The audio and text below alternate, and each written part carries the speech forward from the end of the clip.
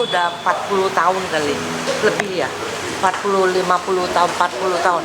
Bahkan kenal dari orang tuanya. Tapi terakhir ketemu mungkin sekitar 10 tahun yang lalu, berbeda. Berbeda. Itu iya, berbeda, kehidupan yang berubah itu semuanya karena Tuhan. Dan setiap kali ketemu dengan Pak Chandra, pasti kita dimotivasi. Ini motivator yang tangguh. Itu membuat kita merasa dibangun, kita mencari Tuhan. Luar biasa, kepribadian yang beda, luar biasa. Ya.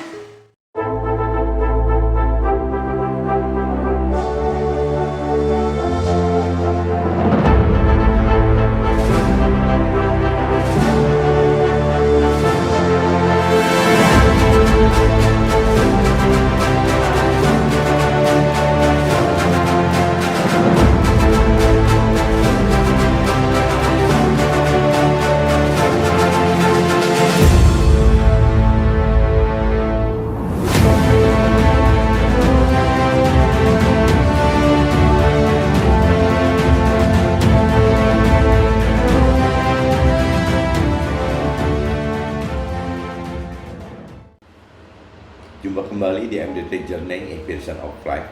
Pagi ini saya mau coba sharingkan gitu tentang kasih dan ketaatan pasangan suami istri akan memaksimalkan berkat Tuhan.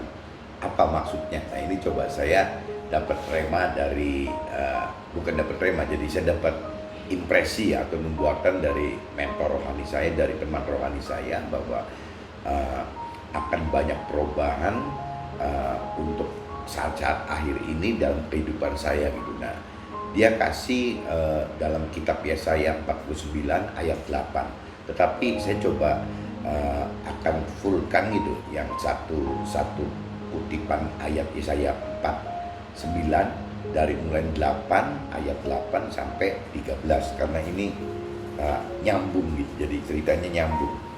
Judulnya ya kita dipulihkan gitu. Jadi ya seperti yang teman rohani saya atau mentor rohani saya katakan bahwa dia dapat impresi dari Tuhan untuk saya bahwa Tuhan akan adakan perubahan dalam hidup saya dalam jangka pendek ini. Berarti yang terjadi dari mulai tahun 2020 apa mungkin nanti 2021 akan terjadi memang perubahan atau tidak, ini masih proses gitu. Tapi dia punya impresi seperti itu sehingga dia punya rema seperti itu sehingga akhirnya dia berikan kepada saya. Nah saya pun coba renungi gitu, saya coba nanya Tuhan dan memang saya mendapat impresi bahwa dalam saat-saat ini, dalam jangka pendek ini Tuhan akan mengadakan satu perubahan gitu.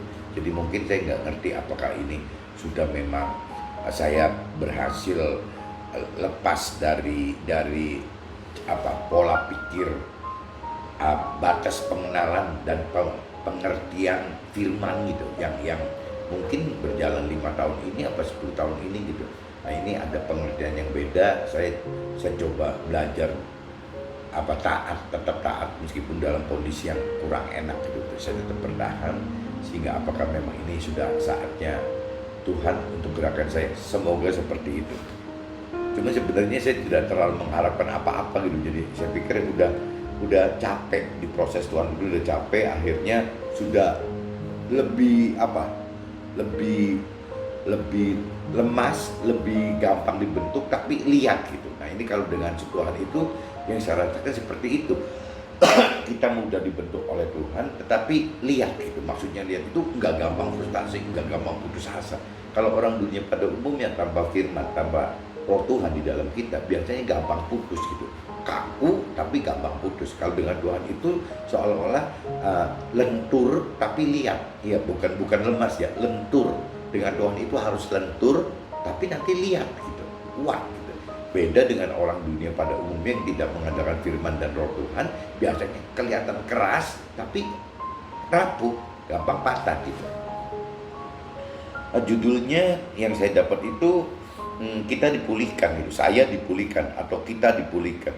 Beginilah firman Tuhan, pada waktu Tuhan berkenan, Tuhan akan menjawab kita. Dan pada hari Tuhan akan menyelamatkan, kita akan menolong, Tuhan akan menolong kita. Tuhan telah membentuk dan memberi kita menjadi perjanjian bagi umat manusia untuk membangunkan bumi kembali dan untuk membagi-bagikan tanah pusaka yang sudah sunyi sepi. Nah, untuk saya pribadi, saya dapatkan impresi dari ayat ini adalah bahwa ya memang ini waktunya Tuhan gitu. Impresi teman rohani saya itu seolah-olah menimbulkan impresi di saya juga bahwa ini adalah waktunya Tuhan untuk waktunya Tuhan untuk bergerak gitu bagi saya. Mungkin janji-janji Tuhan mulai akan terproses gitu di dalam impresi saya seperti itu, karena dasarnya dari rema dari teman rohani saya tadi gitu. Jadi pada waktu Tuhan berkenan, Tuhan akan menjawab kita, dan pada hari Tuhan menyelamatkan kita Tuhan akan menolong kita. Tuhan telah membentuk dan memberi kita menjadi perjanjian bagi umat manusia untuk membangun bumi kembali dan untuk membagikan tanah pusaka yang sudah sunyi sepi. Jadi kalau kita artikan lebih dalam gitu, bahwa proses Tuhan ini kan pasti Tuhan punya rancangan dan kehendak gitu. Nah, saya dapat impresi dari ayat ini bahwa ya Tuhan proses kita semua di antara kita ini diproses oleh Tuhan untuk menjadi satu alatnya Tuhan memberitakan kebenaran kepada sesama yang lain gitu. Intinya itu kalau saya tangkap ayat 8 itu seperti itu. Dan untuk ayat 9-nya, untuk mengatakan kepada orang-orang yang terkurung, keluarlah, kepada orang-orang yang ada di dalam gelap, tampillah. Di sepanjang jalan mereka seperti domba yang tidak pernah kekurangan rumput, dan segala bukit gundul pun tersedia rumput bagi mereka. Nah, ini kalau saya dapat pengertian dari yang ayat 9-nya, yaitu jadi orang-orang yang terkurung ini dalam arti kata orang yang tidak punya peluang untuk mengerti akan firman Tuhan gitu. Tidak punya peluang untuk mengerti dan mengenal dan mengerti menghidupkan roh Tuhan. Nah, ini istilah di sini kan dikatakan terkurung.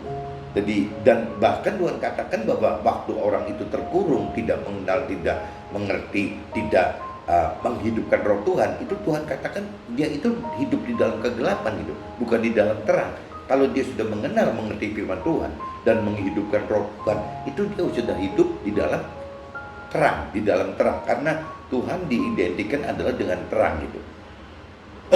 Di sepanjang jalan mereka seperti domba yang tidak pernah kekurangan rumput. Dan nah, ini Tuhan jamin, maksudnya waktu kita dalam proses pengertian, mencari pengenalan firman Tuhan, ya bagaimana kita bergumul bersama dengan roh Tuhan, Tuhan jamin dalam suasana apapun juga dalam proses belajar tadi, tidak mungkin kita kekurangan gitu, pasti Tuhan cukupi gitu. Bahkan Tuhan bisa ciptakan di bukit gundul pun, maksudnya dalam kondisi tidak punya penghasilan, tidak punya pengharapan apapun juga, Tuhan tetap bisa memberikan kecukupan bagi kita. Ya ini Tuhan gitu. Ini apa? Ya Tuhan seperti ini, kalau manusia tidak mungkin bisa. Jadi Tuhan itu nyatakan bahwa apabila kita dalam proses mengenal, mengerti, serta mencari roh Tuhan, itu Tuhan jamin ada kecukupan yang menyertai hidup kita. Meskipun kita belum bicara kelimpahan gitu, kita bicara kecukupan, karena Tuhan melalui kecukupan ini bisa membuat kita mengalami proses pengenalan, pengertian, dan peningkatan iman tadi gitu. Jadi kalau kita tidak dalam kondisi yang cukup, biasanya kelimpahan itu malah jadi menyesatkan kita. Ya kelimpahan harta, bisa harta menyesatkan kita, tahta juga bisa menyesatkan kita, nafsu duniawi kita juga bisa menyesatkan kita. Dan cara satu-satunya Tuhan untuk kita tidak tersesat, ya kita harus diberi kecukupan. Nah, cuman bagi orang-orang yang belum mengerti akan firman Tuhan, kan jadi kesel gitu. Kenapa Tuhan kok seperti tidak ada? Kok Tuhan cuma hanya mengasih kecukupan aja? Sedangkan orang dunia yang tidak bertuhan, Tuhan berikan, semua mengalami kelimpahan. Tapi kan kelimpahan yang semu gitu. Kelimpahan yang hanya dalam kurun waktu 70-80 tahun di dunia fana ini. Tuhan kan tidak mau gitu. Tuhan itu akan memberikan prioritinya bukan kesuksesan duniawi, tapi kelimpahan akhirat dulu, keselamatan akhirat dulu gitu.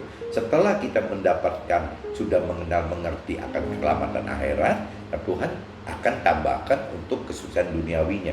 Jadi pola kerja Tuhan itu agak terbalik dengan orang dunia pada umumnya gitu. Bahkan kalau iblis sering menggunakan trik-trik gitu, jadi tipuan-tipuan justru bagaimana menggunakan harta-harta tadi, tahta-tahta tadi, nafsu-nafsu dunia tadi. Itu senjata iblis untuk apa menipu kita gitu, untuk menyesatkan kita. Yaitu yang kita mesti hati-hati. Makanya kan ada firman juga katakan, Tuhan bilang kalau seandainya kita cinta sesuatu, cinta uang dan cinta Tuhan itu sulit gitu, tidak mungkin bisa. Pasti salah satu dikorbankan.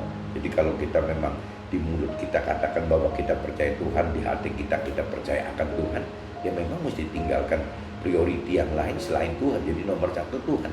Bahkan semua loh, urusan harta tahta, nafsu dunia, keluarga, istri atau suami gitu, bisnis, pekerjaan, semua gitu. Jadi nomor tetap prioritas satu ya Tuhan. Tuhan ingin seperti itu gitu. Mereka tidak menjadi lapar, maksudnya orang-orang yang sedang belajar mengenal mengerti akan kebenaran Tuhan itu tidak menjadi lapar, tidak menjadi haus, dan udara panas, terik matahari tidak akan sampai menghalangi mereka gitu. Sebab Tuhan penyayang kita, akan memimpin kita dan akan menuntun kita ke dekat sumber-sumber air. Jadi dalam belajar proses pengenalan pengertian akan firman Tuhan itu Tuhan akan lindungi kita, akan jaga kita gitu ya, dan menuntun kita untuk tetap bisa hidup berkecukupan tadi gitu. Jadi tidak pernah berkekurangan. Orang ikut Tuhan tidak mungkin bisa berkekurangan. Orang ikut Tuhan tidak mungkin meminta-minta gitu. Itu jaminan Tuhan gitu. Aku akan membuat segala gunungku menjadi jalan. Jadi Tuhan katakan Tuhan akan membuat segala gunung Tuhan menjadi jalan, dan segala jalan rayaku akan kuratakan, akan Tuhan ratakan itu. Jadi mungkin kalau saya dalam ilustrasi saya, dalam inspirasi saya, ya gunung-gunung itu kan mungkin permasalahan. Jadi dalam permasalahan kita itu Tuhan akan membuat jalan, akan mencarikan solusi buat kita gitu. Dan nanti setelah ketemu solusinya, Tuhan akan bikin solusi itu, jalan keluar itu akan enak sekali gitu. Selesainya itu dengan cepat sekali, hasilnya maksimal sekali. Tuhan janji seperti itu gitu. Lihat, ada orang yang datang dari jauh, ada dari utara, dari barat, dan ada dari tanah sinem gitu. Nah ini diartikan ya kalau kita nanti sudah di dalam tracknya Tuhan, kita sudah lebih mengenal mengerti akan kebenaran Tuhan, kita sudah menghidupkan roh Tuhan di dalam kita, dan kita sudah melakukan semua semaksimal mungkin firman Tuhan. Ya Tuhan bilang ya nanti akan banyak orang-orang yang berhimpun datang kepada kita untuk mensupport kita gitu, sebagai tim kita ya, timnya Tuhan, timnya Allah Tuhan itu akan dititipkan pada kita dan untuk kita kembangkan gitu sesuai rancangan dan kehendak Tuhan. Bersorak-sorai hai langit, bersorak-sorai hai bumi, dan bergembira dengan sorak-sorai hai gunung-gunung, sebab Tuhan menghibur umatnya dan menyayangi orang-orangnya yang tertindas. Jadi kembali lagi Tuhan ingatkan bahwa kita jangan bersedih hati gitu, yang sedang belajar mengenal mengerti firman Tuhan, belajar menghidupkan roh Tuhan di dalam kita, dan belajar taat melakukan firman Tuhan. Pastikan biasanya akan mengalami ketertindasan. Ketertindasan itu mungkin dalam praktek nyatanya mungkin dapat hinaan dari keluarga kita, dari istri kita, dari suami kita, itu sangat mungkin gitu akan kita alami itu. Jadi ada proses, misalnya tertindas itu terhina, tercemooh, dijijikkan gitu ya, dari mulai komunitas kita, dari keluarga besar kita, dari keluarga kecil kita, dan yang tertinggi nilai proses tingkat iman itu adalah apabila kita ada konflik dengan pasangan hidup kita. Suami berarti akan ada konflik dengan istri. Nah, seorang istri juga akan ada konflik dengan seorang suami. Biasanya seperti itu gitu. Jadi kalau kita yang belum mengalami seperti itu, ya berarti iman kita masih bisa dikembangkan. Jadi ayo kita terus ke situ sampai, tapi bukan mengada-ngada kita cari ribut loh dengan pasangan, bukan. Ini sih mungkin perbedaan pendapat, keberanian. Tuhan bilang kan melakukan firman Tuhan itu kan butuh keberanian gitu. Nah ini keberanian ini kan berbeda-beda. Jadi maksudnya konflik itu timbul bukan karena sengaja dibuat atau di luar Tuhan gitu. Konflik yang saya maksud hari ini, pagi ini gitu, itu adalah konflik yang timbul karena beda keberanian untuk melakukan firman. Itu loh maksudnya gitu, konflik itu. Nah ini yang kadang-kadang antara suami dan istri keberaniannya, tingkat keberanian beda. Dan ini Tuhan pakai sebagai alat asah untuk nantingkan, seperti anak-anak tangga yang terus bisa terlalui gitu.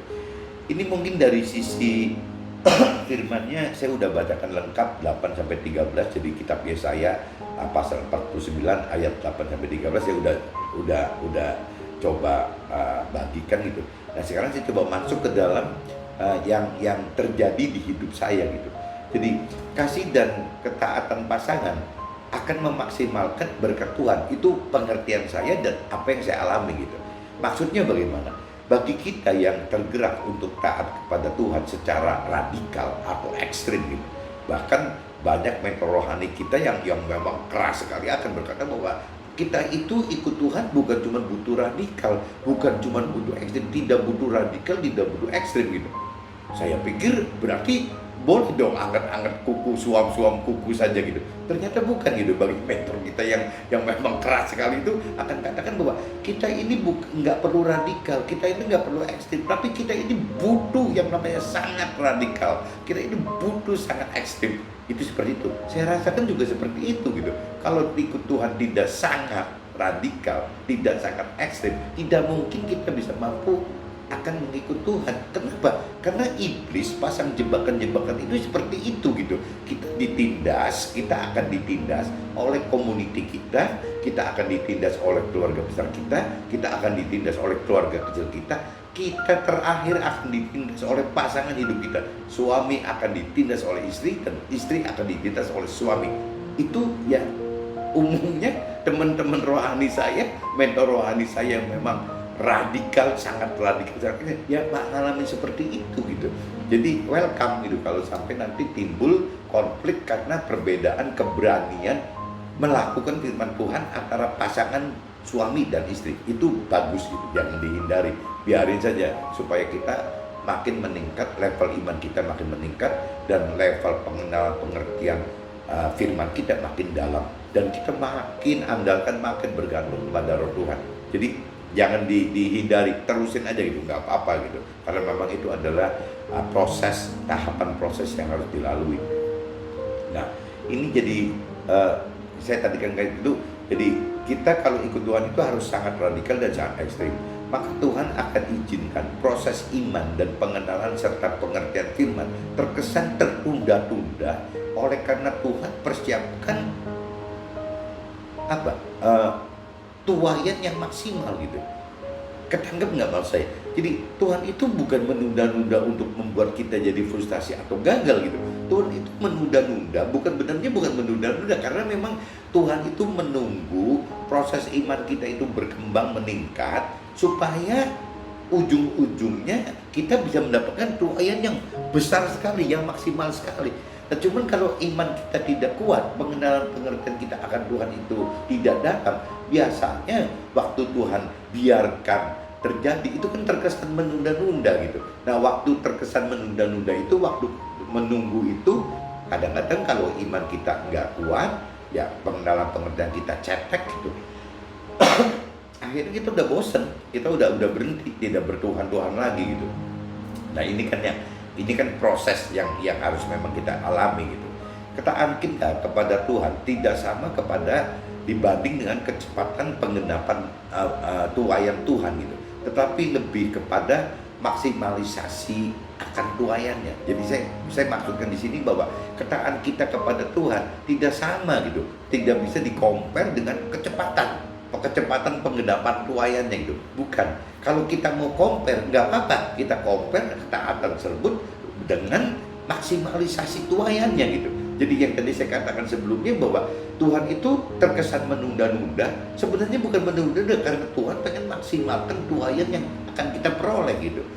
Tuhan senang sekali gitu apabila kita sudah hidup dalam kebenaran Tuhan, kita sudah mengerti firman Tuhan, kita sudah benar-benar mengandalkan Tuhan, kita sudah aman dalam jalur keselamatan akhirat yang Tuhan inginkan. Tuhan ingin sekali kita maksimal dalam hal kelimpahan gitu, kalau maksimal dalam penuaian janji-janji Tuhan. Kenapa?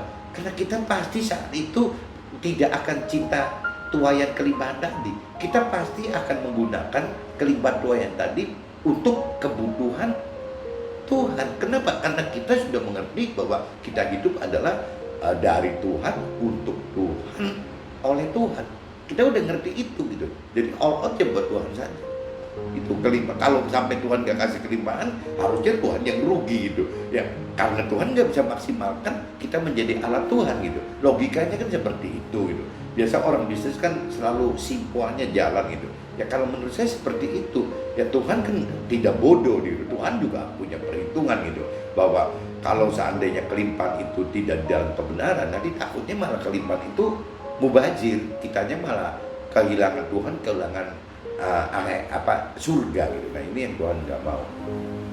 Semakin besar rancangan dan kehendak Tuhan memberkati kita, maka akan semakin banyak anak tangga yang harus dinaiki, baik anak tangga yang berupa iman dan pengenalan serta pengertian akan firman-Nya, dan juga semakin besar kita andalkan hidup bersama-sama Roh Tuhan yang tadi saya katakan sebelumnya kan. Jadi memang kalau semakin besar rancangan dan kehendak Tuhan memberkati kita dalam tadi kata kelimpahan tadi, maka akan semakin banyak gitu anak-anak tangga yang harus kita lalui. Kenapa? Karena semakin akan banyak janji Tuhan yang bisa kita tuai. Kuncinya seperti itu gitu. Jadi coba renungi, jangan langsung sudutkan bahwa waduh Tuhan menurut Tuhan, jangan bohong deh, jangan Tuhan lupa. Bukan itu gitu. Pengenalan pengertian kita akan membawa kita ke dalam hal bahwa kenapa Tuhan terkesan dan mudah, ya tunggu waktu Tuhan, karena Tuhan pengen kita menuai maksimal gitu. Jadi bukan karena Tuhan pelit untuk ngasihkan janji Tuhan, bukan gitu. Sama sekali tidak seperti itu. Buat Tuhan hal itu mudah sekali gitu. Yang Tuhan takut justru keselamatan kita gitu. Apakah kita tetap bisa selamat seperti yang Tuhan rancangkan dan kehendaki untuk kita semua gitu. Proses ketaatan yang terkait dengan tingkat iman pada tingkatan tinggi adalah dalam bentuk relasi suami dan istri. Oleh karena ketaatan kepada Tuhan tidak dapat menghindar jika ujian dan cobaan diizinkan terjadi tentang permasalahan antara pasangan suami dan istri. Saya sedih sekali loh kalau saya melihat mentor-mentor rohani saya yang begitu cerdik, yang begitu hebat, yang begitu tulusnya, tapi kalah sama pasangannya. Jadi kalau memang mentor rohani saya itu cowok, misalnya laki, sebagai suami kadang-kadang kalah sama istrinya, padahal dia kan udah ngerti jelas, bahkan dia hidup dari Tuhan loh. Kalau saya kan bukan langsung direct dari yang terkait dengan rohani. Kalau saya kan pengusaha di sekuler gitu.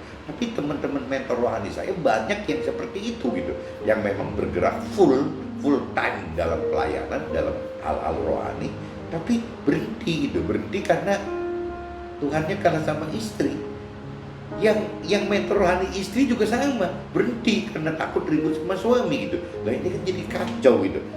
Menurut saya yang tadi ya, justru bagaimana caranya kalau memang kita taat kepada Tuhan, kita tidak khawatir untuk naik level iman, kita pasti akan terjadi konflik loh. Konflik antara suami dan istri, karena suami istri itu tidak bisa menghindar gitu.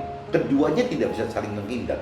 Waktu ingin menghindar, kebentur sama aturan firman yang tidak boleh cerai gitu. Jadi pasti nggak bisa cerai. Ya pasti akan terus serumah terus dan ketemu terus, nyebelinnya tiap hari gitu. Tiap pagi sebel, tiap siang ngelihat sebel juga, tiap sore kesel juga, malam kesel juga, terus tapi nggak bisa pisah kan. Nah ini Tuhan pakai sebagai alat memproses bagaimana iman si suami dan istri naik terus gitu, karena dikunci sama Tuhan. Coba buktikan kalau memang you sayang sama Tuhan, kalau memang you taat sama Tuhan, nggak boleh dong suaminya tinggalkan istrinya, cerain istrinya. Begitupun istrinya, tidak boleh dong istrinya cerain suaminya gitu. Nah ini Tuhan udah kunci nih, kalau you taat, suami taat dan istri tidak mungkin bisa cerai. Nah ini dipakai bagaimana caranya memproses keberanian melakukan firman tadi. Jadi saya bilang di sini bukan konflik karena beda keinginan memiliki harta tahta segala macam nafsu dunia gitu. Bukan seperti itu gitu. Ini lebih bicara konflik karena timbul karena beda keberanian melakukan firman Tuhan gitu. Kalau firman Tuhan stepnya panjang sekali gitu. Nah ini kan akan terus dilalui. Ada satu titik keberanian orang itu kan tidak sama. Meskipun suami istri hidup bareng, tapi kan masing-masing kan bawa karakter, masing-masing kan punya apa pribadi gitu. Nah ini yang tidak bisa disamakan. Nah ini Tuhan coba proses melalui pribadi ini gitu. Dalam hal melakukan firman Tuhan, saya ingetin lagi, konflik dalam melakukan firman Tuhan, jangan konflik yang ribut sendiri jadi nggak keruan gitu. Konflik yang dalam hal melakukan firman Tuhan, keberanian melakukan firman Tuhan. Nah ini Tuhan akan pakai gitu. Itu maksud saya seperti itu. Jadi Tuhan izinkan itu terjadi supaya kita bisa berdua, baik suami maupun istri, bisa naik terus level pengenalan pengertian akan firman Tuhannya, naik terus akan level tingkatan imannya, naik terus dalam hal mengandalkan roh Tuhannya, naik terus dalam hal ketaatan kepada Tuhan. Nanti pasti berujungnya begitu gitu. Berujungnya tuayan itu akan maksimal sekali gitu. Apabila suami istri itu bisa sukses melewati proses ujian cobaan, konflik soal keberanian melakukan firman Tuhan. Itu seperti itu. Bagaimana seorang suami akan diproses tentang kasih kepada istri, bagaimana seorang istri akan diproses tentang taat, takut, tunduk kepada suami. Nah ini maksudnya seperti itu. Kunci yang paling dasar gitu Tuhan kasih ke suami itu, udah lalu jangan banyak cincong, lu yang penting ujungnya bisa mengasihi istri kamu enggak gitu. Udah simpel. Nah ini kan waktu proses konflik tadi, konflik mengadu keberanian soal melakukan firman Tuhan, ini akan bagi seorang suami akan tersudut ke situ. Berapa dalam dia mengasihi, seorang suami mengasihi istri, itu yang Tuhan ukur gitu. Sebaliknya juga sama, ya. Seberapa dalam seorang istri tunduk, taat, takut kepada suami, bisa aja. Nah, kenapa sih Tuhan mesti perlukan ini gitu? Perlukan seorang suami harus mengasihi istrinya maksimal sekali, sedangkan seorang istri harus tunduk kepada suaminya maksimal sekali. Kenapa gitu? Nah, ujung-ujungnya kalau penangkapan saya dari pengertian saya, ikhtiar saya, jika suami dan istri berhasil melalui proses tersebut, maksudnya suami bisa mengasihi istri tanpa syarat gitu. Sebaliknya istri juga bisa tunduk sama suami tanpa syarat. Harusnya pasangan suami istri akan dapat mengasihi Tuhan dan taat Tuhan, tunduk Tuhan tanpa syarat sebagai dasar berkat yang tadi, tuayan maksimal. Saya ulang lagi, apabila seorang suami mengasihi istri tanpa syarat, apabila seorang istri tunduk kepada suami tanpa syarat, maka suami dan istri itu akan mengasihi Tuhan tanpa syarat dan akan tunduk kepada Tuhan tanpa syarat. Intinya itu. Nah, waktu suami istri ini mengasihi Tuhan tanpa syarat, tunduk kepada Tuhan tanpa syarat, otomatis ya pasti tuanya jadi maksimal. Kenapa sih kok suaminya bisa mengasihi Tuhan tanpa syarat gitu? Ya karena suaminya belajar dari istrinya gitu, bagaimana mengasihi istri tanpa syarat. Tapi sebaliknya, kenapa sih kok kita mesti tunduk sama Tuhan tanpa syarat? Ya karena istri belajar sama suaminya gitu. Ya bagaimana caranya supaya si istri ini tetap aja mesti tunduk sama suaminya meskipun apapun yang terjadi. Jadi maksudnya ini hasilnya dari gabungan suami istri itu akan menghasilkan ya bagaimana mengasihi Tuhan tanpa syarat dan bagaimana tunduk kepada Tuhan tanpa syarat. Mudah-mudahan yang saya sharingkan ini benar, tepat dan berguna bagi teman-teman yang kagok-kagok melakukan firman itu. Apalagi cerita pasangan suami istri, dan mudah-mudahan ini bisa jadi satu cara kita maksimalkan, kita sebagai alat Tuhan itu maksimalkan tuayan janji Tuhan, sehingga ya kita bisa lebih spreading gitu, lebih memberitakan kebenaran Tuhan, mungkin secara kesaksian karena kita bukan rohaniawan, ya lebih ke arah kesaksian hidup kita. kepada sesama kita dimanapun juga. Dan saya ingin sekali lagi bahwa zaman ini adalah zaman media sosial. Coba fungsikan, coba pikirkan, fungsikan bagaimana caranya melalui media sosial ini kemuliaan, keagungan Tuhan ini bisa lebih disebarkan gitu. Bahwa minimal yang saya selalu sharingkan itu minimal bagaimana kita menggugah teman-teman dimanapun juga. Tuhan itu ada gitu loh. Tuhan itu hidup. Tuhan itu bukan cuma sekedar jihad, bukan hanya digantung di leher, dipakai di cincin, apa di kaos gitu. Bukan seperti itu. Tuhan itu ada, Tuhan itu nyata, Tuhan itu hidup. Coba Anda renungi gitu.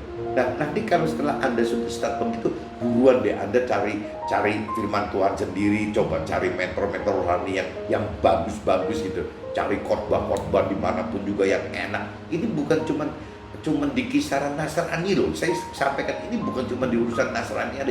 Saya bicara di Nasrani, di Muslim, dan di siapapun juga gitu. Yang penting saya nyatakan bahwa Tuhan itu ada, Tuhan itu nyata, Tuhan itu hidup. Oke? Mungkin pagi ini saya cuma cukup seperti ini dulu, mudah bisa ditangkap. Dan apabila berguna, jangan lupa sharingkan ke teman-teman yang lain supaya menjadi berkat bagi lebih banyak orang, sehingga nama Tuhan lebih diagungkan, dimuliakan untuk lebih banyak orang. Oke? See you. Bye-bye.